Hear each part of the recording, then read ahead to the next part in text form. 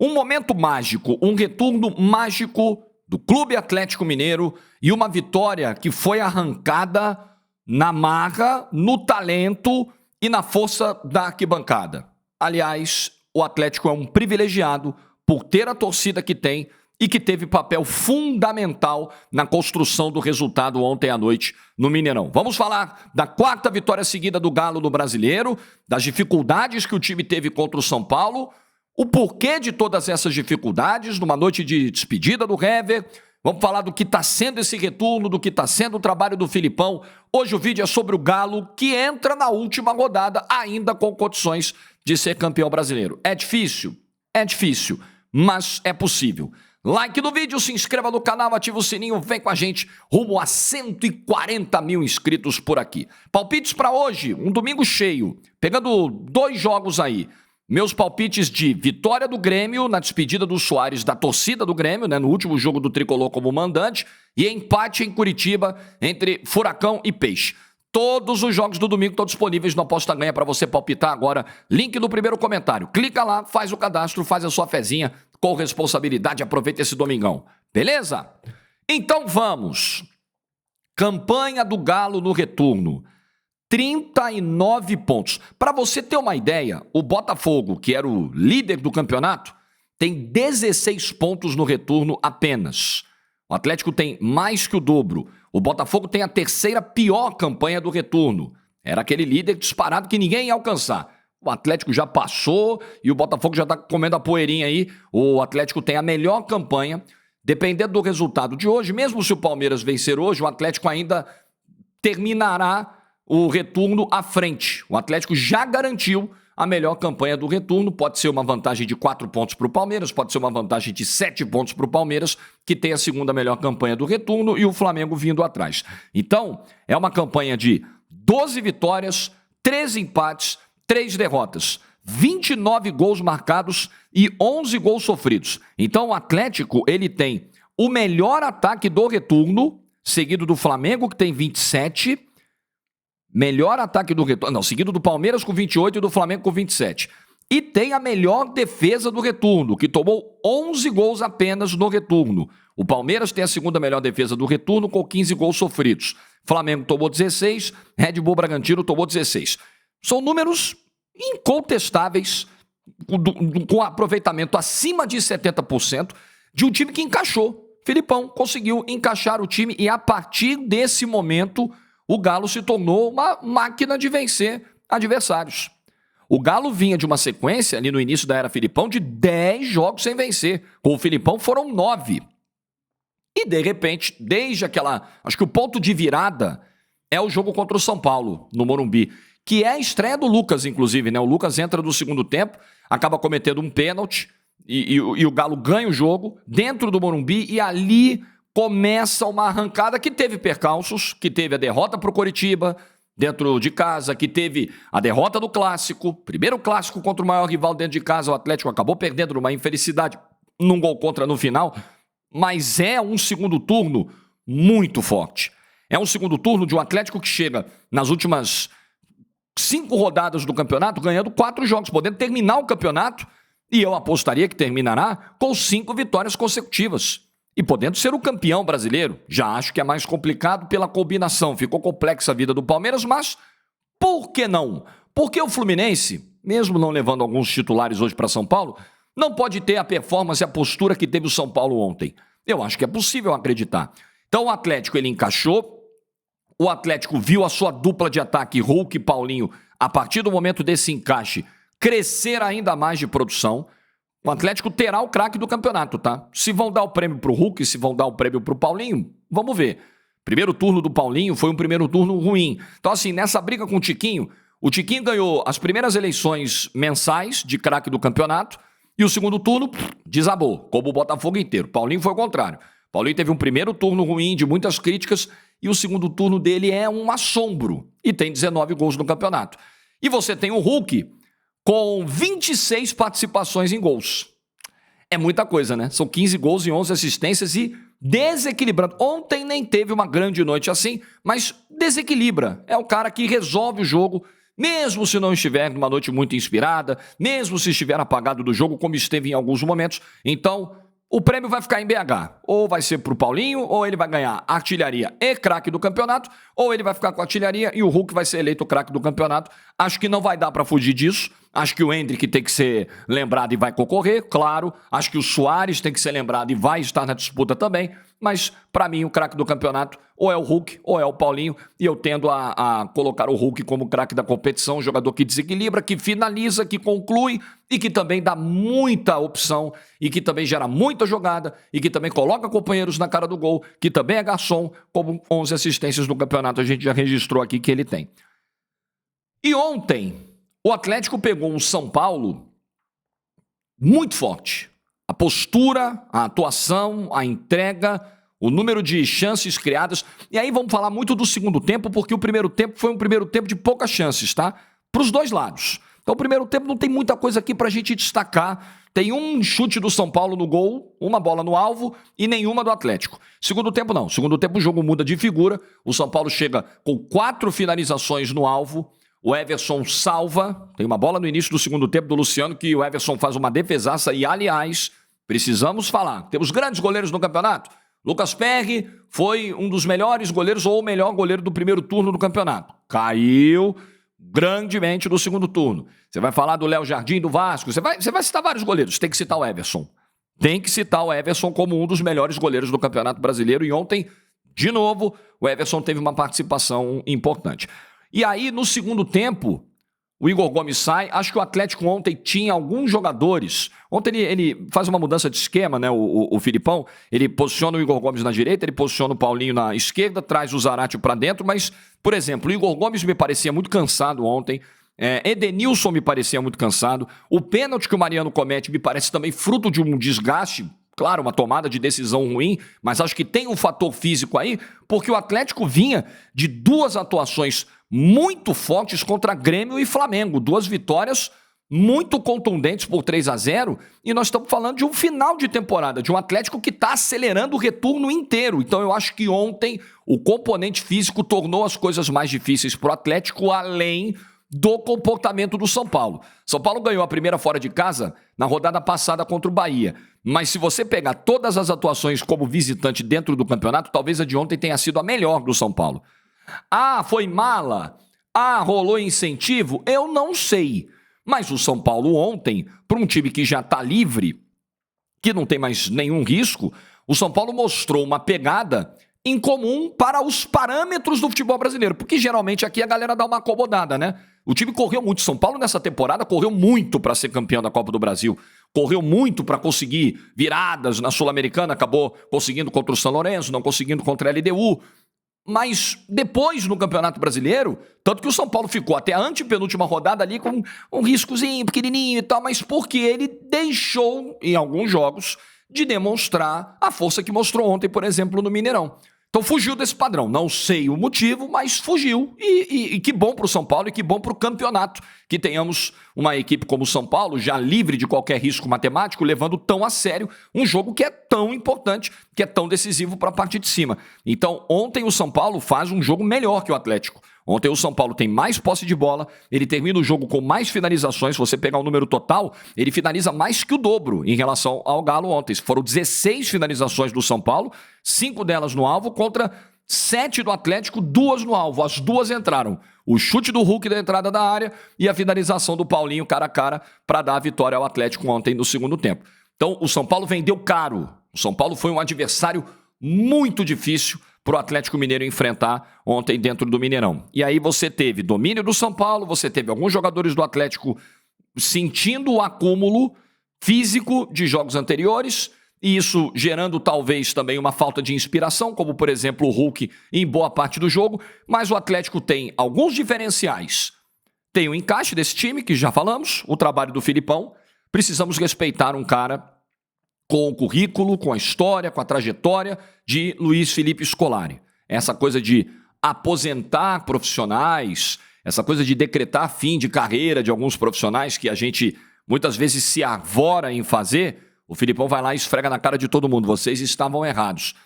Acho que o Filipão começa um trabalho muito mal no Atlético, Foi criticado por isso, inclusive por mim. Eu não imaginava nem que ele chegaria até o fim do ano. Você encarar uma sequência de 9 jogos sem ganhar, eu não esperava que ele continuasse no retorno do Campeonato Brasileiro, porque a produção do Atlético, ela até em alguns jogos, né? Tem um jogo que o Atlético não ganha, que ele sai derrotado de Porto Alegre contra o Grêmio, o Atlético faz um bom jogo, mas o resultado não estava vindo. Então eu já não esperava que o desfecho fosse tão positivo, me surpreendeu. Também pelo fato do Filipão ter deixado de ser treinador e virar um diretor. Eu acho complicado essa virada de chave, essa perda de foco. Mas o Filipão, na função de técnico, ele voltou 6 meses depois, vou ser técnico de novo. Cara, é um dos maiores que a gente tem. Você pode não gostar do estilo, não gostar da proposta, não gostar da filosofia, não gostar das entrevistas, não gostar da figura do cara. Você pode lembrar do 7-1, tá tudo bem. Mas é um dos mais vencedores e competentes técnicos da história do futebol brasileiro. Esse cara botou o Atlético Paranaense na final da Libertadores 1 ano atrás, gente. Isso não é obra do acaso. E agora chega a última rodada do campeonato com chances de ser campeão brasileiro. E aí você vai dizer, com o Hulk e Paulinho é fácil. O elenco do Atlético Paranaense era do nível do elenco do Galo esse ano e foi para a final da Libertadores, com o Filipão na beira do campo. Respeitemos Luiz Felipe Scolari. Eu não achei que o trabalho fosse engrenar a esse ponto, mas não pelo fato de achar que o Filipão já deveria ter se aposentado, porque realmente não dava respostas no início de trabalho do Atlético Mineiro e o tempo era curto, o elenco era muito bom, vinha das frustrações com o Cudê, vinha do vexame da Copa do Brasil, tinha que ser uma solução rápida, até demorou um pouquinho, mas se você for ver a complexidade do quadro, está sendo rápido. Demorou, mas nem tanto. E o Filipão termina o ano desse jeito com o Atlético Mineiro. E aí, voltando a falar de fatores que são diferenciais, o encaixe do time, as individualidades. Nenhum time do Brasil hoje tem uma dupla como Hulk e Paulinho. Essa é a verdade. E a torcida do Atlético. 50 mil pessoas ontem. O Galo faz o gol aos 37 do segundo tempo. 32 do segundo tempo. O Luciano perde o gol aos 30, na cara do Everson. Inacreditável o erro do Luciano. O Galo faz o gol aos 32, no chute do Hulk. Acabou o jogo, né? Toma o pênalti aos 44. A batida do Luciano é aos 46. O que faz a torcida? Eu acredito. Começa a carregar o time no colo de novo. E aí, na virada para os 50, sai o gol do Paulinho. O Atlético, vou repetir uma frase dita no início do vídeo, é um clube privilegiado por ter a torcida que tem. Essa é a verdade. As torcidas, elas têm perfis diferentes. E não é uma questão de esse é o melhor perfil, esse é o ideal, esse não é. Essa construção é muito particular. É muito da história de cada clube, é muito regional, é muito cultural, sabe? É tanta coisa pra gente parar e analisar. Por que uma torcida é mais pessimista que a outra? Por que uma é mais otimista? Por que uma é mais presente no estádio? Por que a outra é mais desconfiada? A do Atlético é assim, ponto final. Um dia a gente pode debater por que ela é assim, mas ela é assim. Ela tá ali, ela é forjada na dor, na dificuldade. Acho que o Atlético, ele é sinônimo de dificuldade, assim. Tudo pro Atlético é mesmo, assim, um parto para acontecer, é difícil, é uma história de drama. Muito torcedor tem essa coisa, com a gente também é assim, com o meu clube sempre é mais sofrido. Tudo bem, mas acho que para alguns, quando a gente tá mais de fora, né, a gente consegue analisar com um pouco mais de distanciamento. Para alguns a coisa... Se você for ver o roteiro épico que foi o título da Libertadores 2013, por exemplo, é muito Atlético, né? O que foi o jogo de ontem é muito Atlético. E a torcida carregando, e a torcida pegando esse time. Não, nós estamos juntos aqui, cara. Nós vamos carregar vocês no colo. Isso é muito Atlético, e isso esteve presente ontem. E não se enganem com essa história de que torcida não ganha jogo. Torcida não ganha todos os jogos. Camisa não ganha todos os jogos. Mas em alguns momentos... esses fatores entram no futebol. Tem gente que tem uma visão mais fria, mais pragmática disso, menos sentimental, né? Não leva muito essa coisa da paixão para a análise do futebol e não acredita. Eu respeito, mas eu acho que são fatores. Futebol é uma construção de tanta coisa, sabe? São tantos ingredientes nessa massa aí. Esse é um deles. E a torcida do Atlético pegou o time depois do pênalti sofrido e falou, não acabou não, tem os acréscimos ainda, vambora. E um time que já não tinha mais perna. E é outra coisa que a gente precisa destacar desse Atlético Mineiro.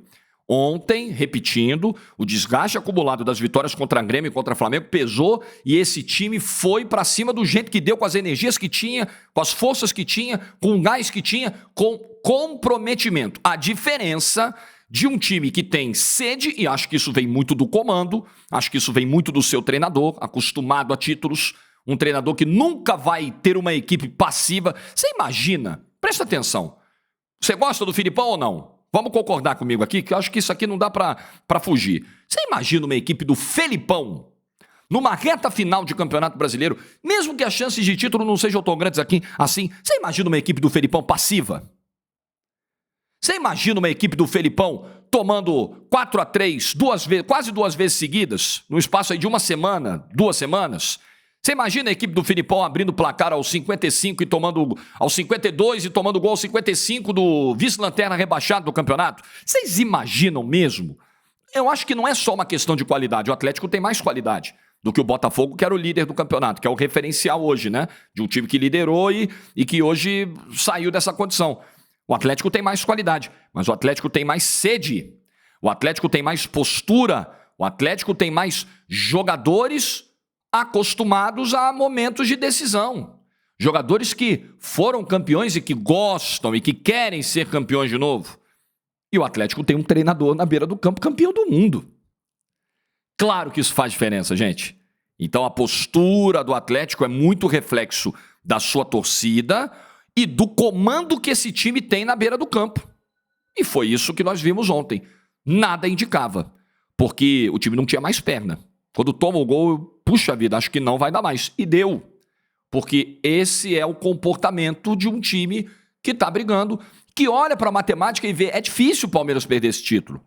É difícil. Para piorar a vida do Atlético, na última rodada, o Palmeiras vai pegar o Cruzeiro, que se estiver livre do risco de rebaixamento, a sua torcida não vai querer que o Cruzeiro vença o comportamento dos jogadores é outra coisa, mas na arquibancada, a torcida, se o Cruzeiro estiver livre, você acha que a torcida vai querer que o Cruzeiro facilite a vida do Galo para ser campeão? Não vai querer. Então, na realidade, é difícil achar que o Atlético vai ser campeão, mas não importa. Esse time está diante de um desafio na penúltima rodada contra o São Paulo e ele vai para dentro. Ah, acabou o gás, não importa. Nós vamos correr aqui até o último minuto, até o último segundo, nós vamos pro pau. E o Atlético foi e ganhou o jogo ontem na valentia, na bola, no talento, no desequilíbrio individual, na força da torcida e na valentia. Tesão de time que quer ser campeão. Time que quer correr, time que não vai aceitar empate, time que vai dar a última gota de sangue. Isso existe no futebol, gente. Discordo totalmente de quem olha tudo só pelo aspecto tático. É importante. O aspecto tático, a estratégia, como você vai suplantar o teu adversário, como a tua equipe vai se posicionar em campo, como cada jogador vai exercer a sua função, qual troca de posição, de função que você pode exercer com determinado jogador, ele pode te oferecer uma versatilidade ou não, tudo isso. Mas se não tiver vontade, se não tiver desejo de correr, se não tiver entrega, se não tiver comprometimento, não adianta, pode ser o melhor estrategista do mundo. Por isso que se fala que o treinador também precisa ter a ferramenta da gestão de grupo, de motivar os caras, de mobilizar os caras. Ah, Jorge, mas eles já são pagos e muito bem pagos para fazer isso de maneira automática. Gente, não é assim, infelizmente não é assim. São seres humanos. E infelizmente o ser humano precisa às vezes de mais estímulos do que aqueles que já são os estímulos padrão. É a verdade. E o Atlético ontem foi um time macho, time valente, time comprometido, time dedicado. Time que ontem honrou a sua torcida, honrou a camisa que veste. Tem time que não honra, tem time que honra. O Atlético ontem foi assim. E vai para a última rodada com tudo isso. Com comprometimento, com bola, com o treinador experiente na beira do campo, com jogadores que podem decidir e deve ganhar do Bahia na última rodada fora. E aí vai depender do que o Palmeiras vai fazer hoje e vai fazer na quarta-feira. Mas a parte do Galo está feita, está entregue e está plantada a semente para 2024. Você vê equipes hoje no futebol brasileiro, o Corinthians, qual é a semente que ele tem plantada para o ano que vem? O Corinthians tem nada para 2024. O Santos, o que ele tem para o ano que vem? Não sabemos. Talvez o ano que vem seja um pesadelo para o Santista. O Botafogo, com essa definhada que deu, o que ele tem para o ano que vem? O Galo tem uma semente plantada.